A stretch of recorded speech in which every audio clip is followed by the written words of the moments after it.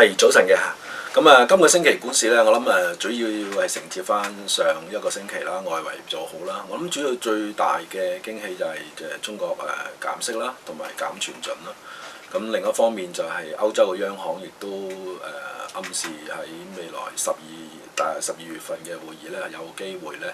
係擴大嗰個量化寬鬆政策嘅規模。咁兩者都係顯示咗即係啲大國嘅央行咧係維持一個寬鬆嘅貨幣政策啊，咁對個股票市場嚟講咧係一個利好嘅信號。咁今個星期我諗投資者除咗話關注翻即係中國減息之後即係呢個資本市場嗰個變化之外咧，當然就係五中全會今個日開始會舉行啦。咁投資者會注視究竟喺政策方面喺第13個5年計劃下面有冇啲新嘅政策出台，而從而刺激到相關嘅板塊。我相信即係今個星期嚟講，即係消息面方面會比較多啲㗎啦，即係政策方面嘅消息面啊。股市做好嘅機會都比較大啲，但係上升嘅空間咧可能唔係咁大，因為始終我哋睇翻即係無論恒生指數、國企指數連升4個星期之後咧，其實係有少少背馳嘅現象嘅。我哋睇到即係以每週去計算啦，其實個股市上升嗰個幅度咧，其實係減慢咗，而每一日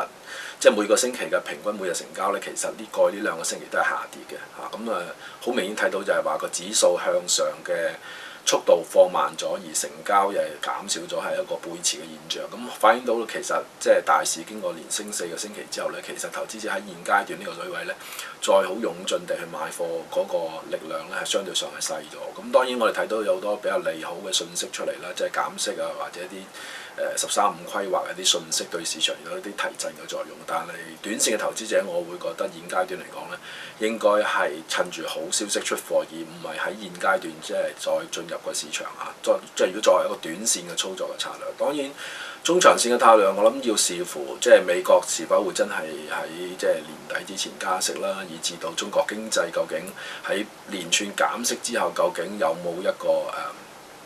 回穩，以至到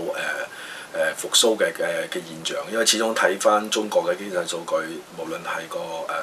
整體個 GDP 嘅數據以至企業盈利咧，都係相信都係比較差嘅喺第三季嚇。咁究竟減息之後，令到第4季嘅經濟增長可唔可以企穩或者回升咧？係需要一啲時間至可以即係證實得到。咁但係喺股票市場嚟講，我諗短線嘅操作，正如我所講啦，即係趁高位去減持係一個比較穩妥啲嘅做法。咁但係個別板塊仍然後市比較睇好啲嘅，我相信即係受惠減息嘅直接嘅板塊就比較明顯啲，就係當然係內房同埋內險啦。咁內房大家都容易理解啦，減息對內房嘅好處。咁內險就係因為你減息減低咗個無風險嘅利率咧，令到資產價格上升。咁股票市場或者債券個資產價格上升對保險業嘅投資回報有好處啦。咁所以我哋覺得即係貨幣政策嘅改變咧，對內房同內險嘅嗰個好處係咪比較明顯啲？咁變咗呢2個板塊，我諗即係無論短線或者中長線嚟講，都係可以值得吸納嘅板塊。咁但係其他一啲咧嘅板塊，可能喺現階段嚟講咧，投資者可能考慮喺今個星期咧，趁住好消息減持咧，可能係一個比較妥當嘅做法。咁另外今個星期當然亦都有好多企業會出業績啦。咁當然市場嘅關注點就係啲大嘅板塊，尤其是係金融、保險、石油類嘅股份啦。咁即係呢類嘅公司嘅業績喺今個星期稍後時間出台嘅時候，